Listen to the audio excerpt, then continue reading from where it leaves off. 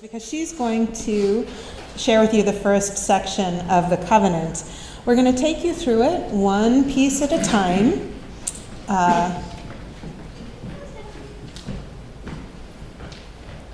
Okay, yep, and Debbie's gonna do the introduction.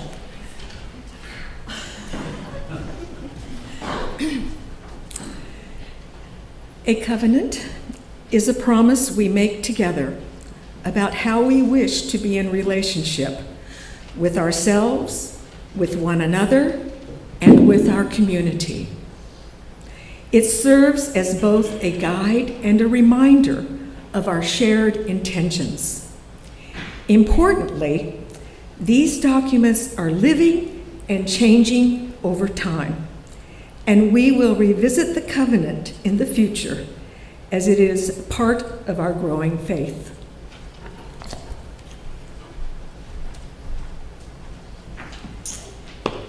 The word covenant comes from the Latin convenir, which I said with a French accent for reasons known only to my subconscious.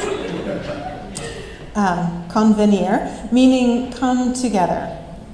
Covenants are agreements we make about how we come together, how we treat one another. They create a framework or a container in which we can build relationships. Unlike contracts or rules, covenants are made to be broken. They are living documents, continuously evolving to meet the needs of the people who enter into them. Covenants create a safer environment. They offer a way to reestablish trust when there is hurt or conflict. Covenants aren't just words, though. They're a practice. We practice being in covenant with one another. We weave and reweave a network of relationships, mutual care, and love that connects us as a community. Now, as I mentioned earlier, we've revised our congregational covenant over the last year. We had 2 pre-workshops, one focused on embodiment, anxiety, and covenant. How many of you were able to be present for that first one? Okay. And then we had a second one where we looked specifically at accountability and repair. How many were present at that? My memory is we had between 40 and 60 people at each of those events. And then we had the big meeting. Do you remember this one? We had the pieces of paper and small groups all over the sanctuary. We had, I think, over 80 people on that day. And together we brainstormed words, concepts, and key ideas. Anyone who wasn't available to be there in person was invited to contribute via a Google form. And then the Committee on Ministry, the reason they're up here, they worked really hard. They took all of those big ideas and synthesized them into a draft. They presented them to the congregation for feedback earlier this year. And again, we had a Google form for people who weren't able to attend the feedback sessions. And the ideas that we gathered in those were incorporated. And now we have this new beautiful version of the covenant, the one we're presenting today. So it's something we created together to reflect the best of how we want to be with one another. And today we're going to vote to officially adopt it. But just in case some of you missed some of the steps of that process or are newer to us, we're going to go over the whole thing piece by piece, beginning with the first section on radical welcome.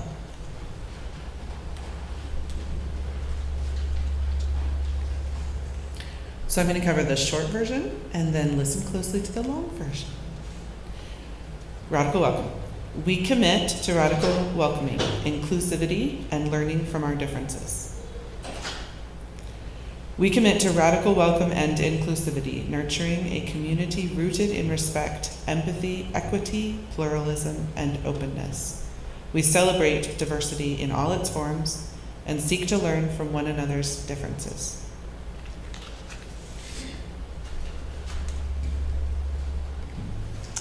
Thank you. Now, in the normal course of events, when someone enters into a community, the expectation is that they will conform to the group norms, to already established group norms, right? You walk into a new place, they say, this is the rules, this is how we do things, these are the rules, this is how we do things. And if you want to belong, you have to get along, right? The challenge is that that process is actually antithetical to true belonging. True belonging requires being seen and accepted just as we are in all of our uniqueness. So the intentional embrace of radical hospitality looks different. It means we say, whoever walks through our doors, we're going to meet them with open hearts and minds. We're going to ask them for their story. We're going to listen with care. We're going to love and accept them. We're going to learn from them. And then we're open to changing the way we do things because of what we learn. Do you hear the difference? Because we understand that there are as many ways to be human as there are humans, we're intentionally creating a space where people get to be themselves. But in that space, none of us get to be the crusty, static version of ourselves, because we're also in relationship with each other. And the reality is that respectful and empathetic relationships change us. They are a primary vehicle for learning and growth. We learn about each other and we learn about ourselves. In particular, we learn a lot from the places where our ways of being human just rub against each other a little bit. We learn from our differences of opinion and our differences in habits and preferences. So our norm is that we don't conform.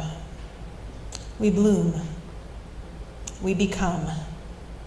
We care for and support one another. We respect each other's autonomy.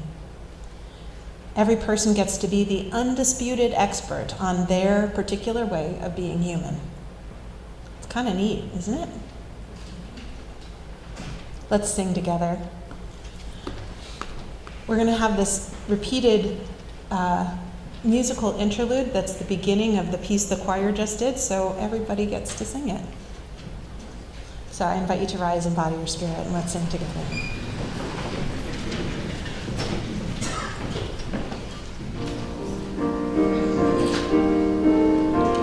We were made for these times. You are never alone. This is all we can know. We were made for these times. We were made for these times. You are never alone. This is all we can know. We were made for these times.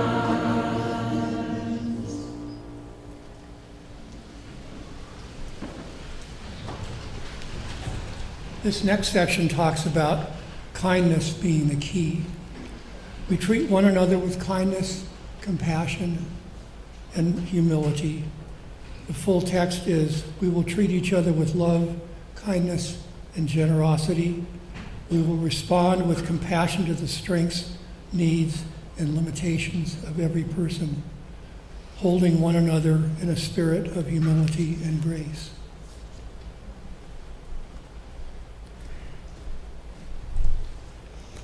We hold love at the center of our faith, at the center of our communities, and at the center of our lives. This means that we view one another as sacred beings, worthy of care and even reverence. Love, in this sense, becomes a filter through which we regard the world and each other. Henry James once said, 3 things in human life are important.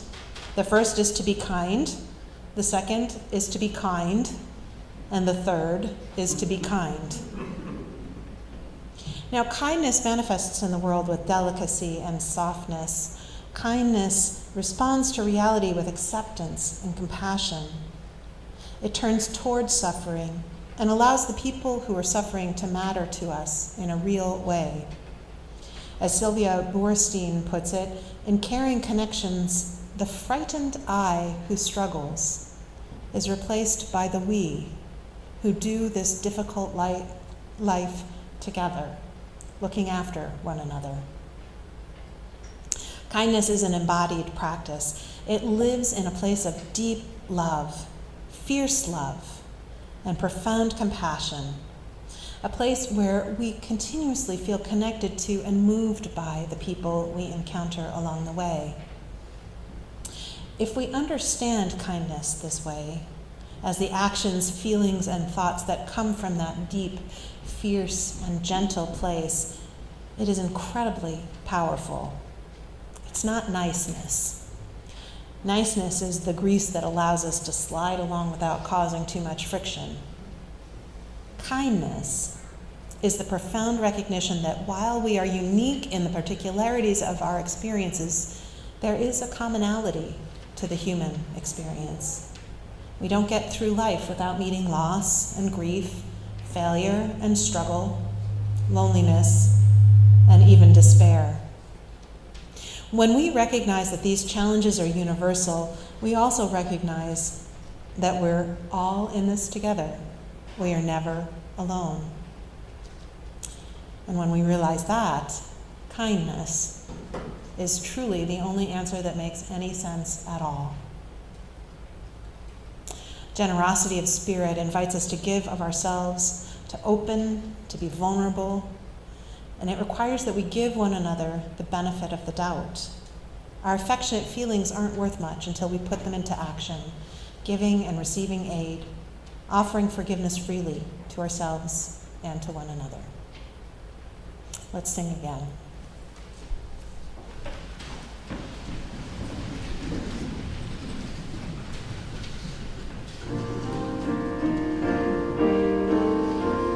We were made for these times. You are never alone. This is all we can know. We were made for these times. We were made for these times. You are never alone. This is all we can know. We were made for these times.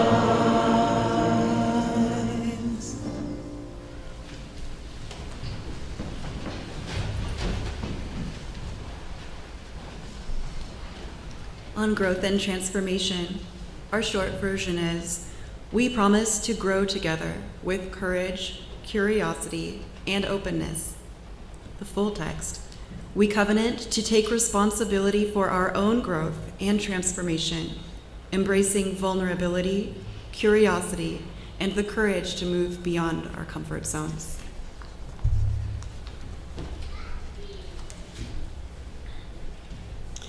I like to say that there's really only two options in life. We're either growing or we're dead. We get to choose, though, whether we want to grow wiser, deeper, braver, and more open, or do we want to calcify and grow more set in our ways? And here, we're making a commitment to option A.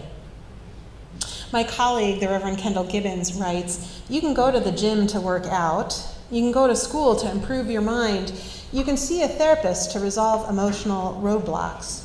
Religious community, whatever its flavor, is here to help us deepen and celebrate and be nourished by our authentic experiences of reverence.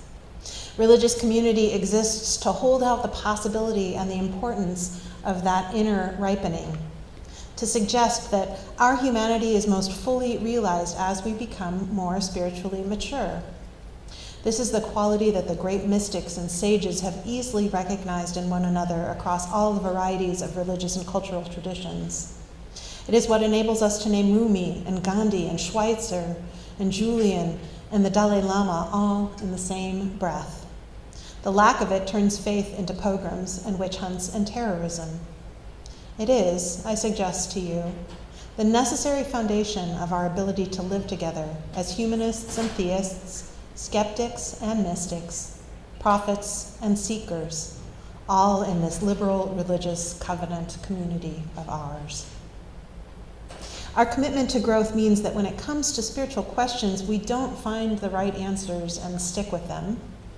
We hold whatever answers we find lightly. We understand that the best we can hope for are answers that are somewhat adequate for me for now. We're certainly entitled to have opinions and ideas. However, we must also have the humility and the honesty to admit that we might be wrong. There will always be more ideas to explore and consider. There's no end to the mysteries of this existence. And you know what? That's what makes it fun to be human. Let's sing again.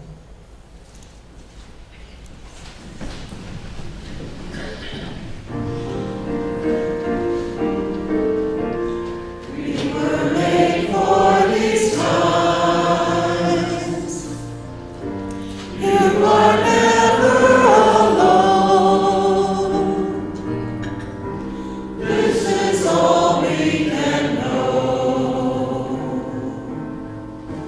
We were made for these times.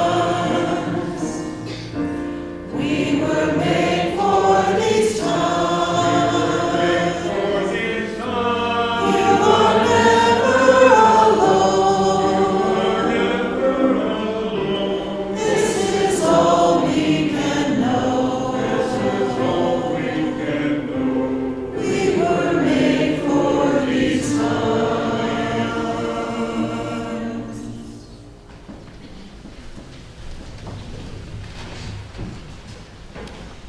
Now, talking about beliefs and behaviors.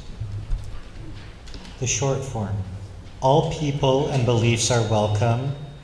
Harmful behaviors are not. In the full text, all people and beliefs are welcome here, but not all behaviors are. We are interdependent. Our actions have impact. We strive to hold ourselves and each other accountable with honesty and care. We hold ourselves and each other accountable with honesty and care. It's repeated twice. It's really important. I think actually that was probably a cut and paste mistake in mine. So one of the biggest challenges we face comes when someone behaves in ways that cause harm to other members of this community. How do we set limits?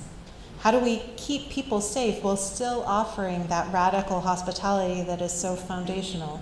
How do we set limits with love and kindness for the person who's engaging in that harmful behavior?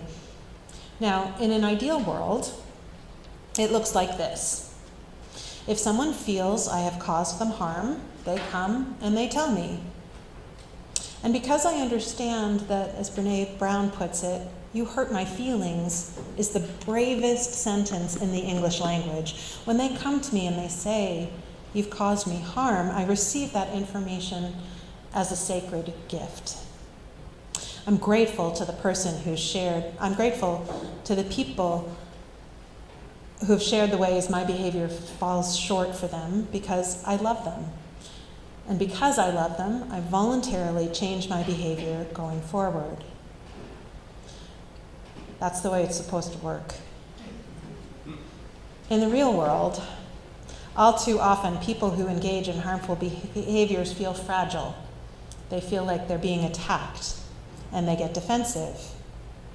I want to point out that the root of most harmful behavior is trauma. Trauma that leaves a tender spot. It's hurt people who hurt people.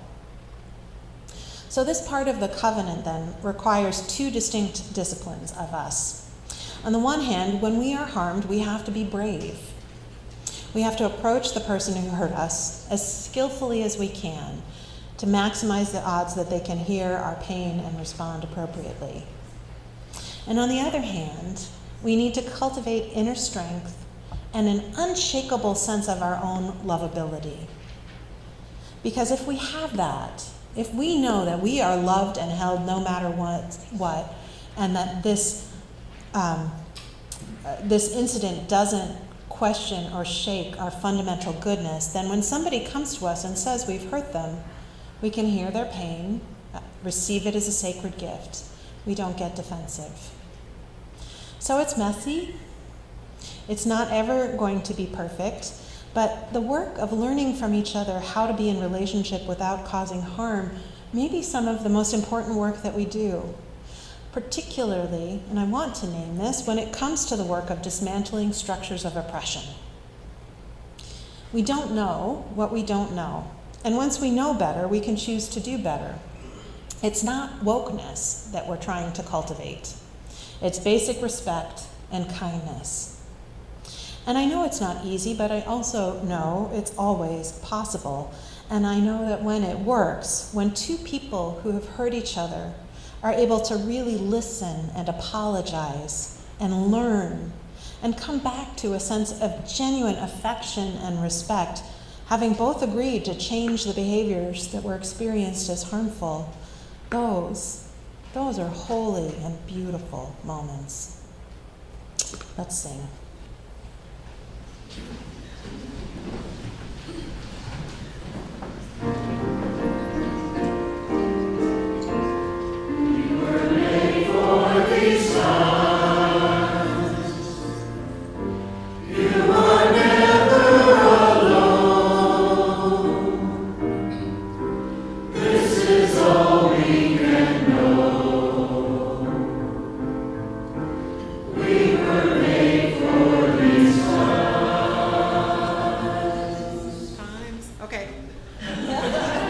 I get it, we're getting tired of the song.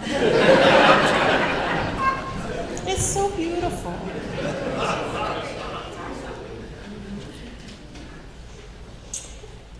Now we're going to talk a little bit more about accountability. You guys want me to read these? Make Lauren do it. Make Lauren do it?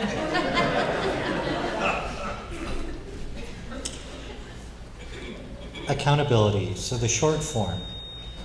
When harm occurs, we seek repair and, if needed, involve the Committee on Ministry for compassionate resolution.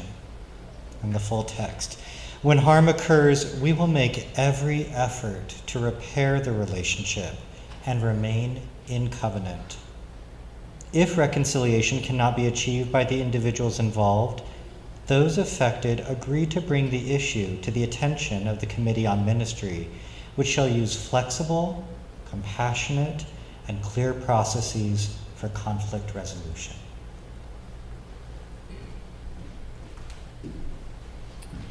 Because it's not easy, sometimes we need support to do conflict resolution, harm reduction, and reconciliation. So as a community, we have a responsibility to create and maintain structures and processes that hold everyone involved in love while they do this delicate work. Sometimes what we need most is someone who is on our side. This doesn't mean someone who's an unquestioning ally, ready to go to bat for us no matter what. A good support person is both loving and understanding and able to hold up a mirror so that the person they're supporting can find the courage to be vulnerable, to shift, to move, to accept appropriate responsibility. When we know we are loved, the fact that we make mistakes doesn't have to be such a big deal. And sometimes having someone who we trust and love to say to us effectively, honey, it's time to put on your big kid panties and admit you goofed up. Sometimes that's exactly what we need. How many of you feel like you could be that person for someone else? Mm-hmm. So once everyone has the support they need, I'm going to walk you through our typical mediation process. The basic outline is very simple. If two people have a conflict, the first step in mediation is for person A to tell their story. Person B listens. Then person B paraphrases what they've heard. And person A gets to clarify or expand to say, you didn't get that quite right, or I'm not sure you understood this part. And you go back and forth until person A says, yep, that's it. You've got it right. That's exactly what I was trying to say. And then they switch places. Person B tells their story until person A has accurately reflected that story back. Usually everyone feels a little tired after all that, so we take a break. Chocolate helps. The second stage is when the two parties make requests of one another. Now, when a person makes a request, the other person can agree, refuse, or ask to modify the request, and vice versa. And we do that. We keep going on, making requests and then accepting, refusing, or modifying, back and forth, until we have an agreement that both parties feel like they can live with this. It actually becomes a separate covenant, just between the people involved. This covenant helps them treat one another in particular ways that hopefully minimize or avoid harm. Sometimes the basic framework needs adapting. Our policy explicitly charges the Committee on Ministry with being creative and flexible. And everyone involved has permission to shape the process in ways that support their full and heartfelt participation. What we can't do is walk away from the table. In my conflict resolution work, both in this congregation and for the denomination, where I was regularly called upon to mediate difficult and painful situations, walking away is the biggest problem and the one that we haven't figured out how to solve. It sabotages the whole process. It makes repair and reconciliation impossible. I can only think of a very few cases where someone's behavior was egregious enough to require they be expelled from community. But I have too many stories of people who were afraid or too fragile to engage in a process of reconciliation and accountability. People who walked away of their own accord rather than accepting accountability as a gift. So this part was actually the only part of the covenant that I said, we need to have this part in or I can't go forward. The rest of it's all you. But that's the deal. We have to promise if something goes sideways, we don't walk away. Okay? Okay. All right, we'll sing. We can sing fast if you want. Stay seated. Stay seated, okay.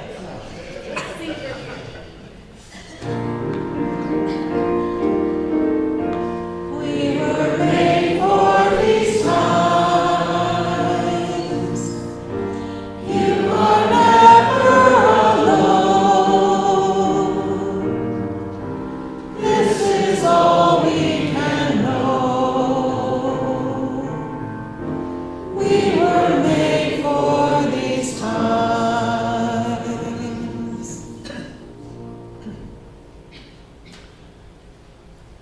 The last section of the covenant is on love, respect, and justice. The short form goes like this. We affirm our shared commitment to a community grounded in love, respect, and justice. And the full text is, through this covenant, we affirm our shared commitment to build a community of love, respect, and justice, one that continues to evolve as we do. So what we're about then, the purpose of this covenant and really the purpose of this church, is building the beloved community. Most people think that Martin Luther King Jr. came up with that phrase, and certainly he's the one who brought it to the attention of the masses. But the philosopher who first coined the phrase was Josiah Royce. He was a late 19th and early 20th century philosopher who taught at Harvard for most of his career. And Royce explains beloved community in terms of loyalty. In most communities, loyalty is to an authority figure, to an idea, to a particular interest group. Royce calls these natural communities and points out that their loyalty can be a vicious or predatory loyalty. It can disintegrate into tribalism and pit one person against another and one group against another in a battle for supremacy. By contrast, Beloved communities, communities defined by true loyalty, have a sense of loyalty to loyalty, in harmony with universal ideals. He calls them genuine communities or communities of grace.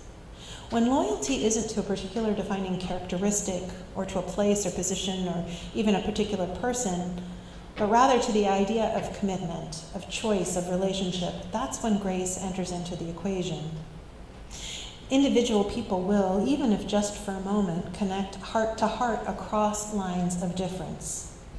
And in that moment, we recognize that we are not alone. Someone can be with us, fully present to us on our particular road, on our particular journey. So to build beloved community, we learn to love ourselves more skillfully, understanding and appreciating our unique story. We learn to connect heart to heart, appreciating the richness and sacredness of every person's story. And we keep reaching out, forming new relationships and connections within these walls and beyond them. So that's it. That's our newly revised covenant. Everybody feel like you're on board?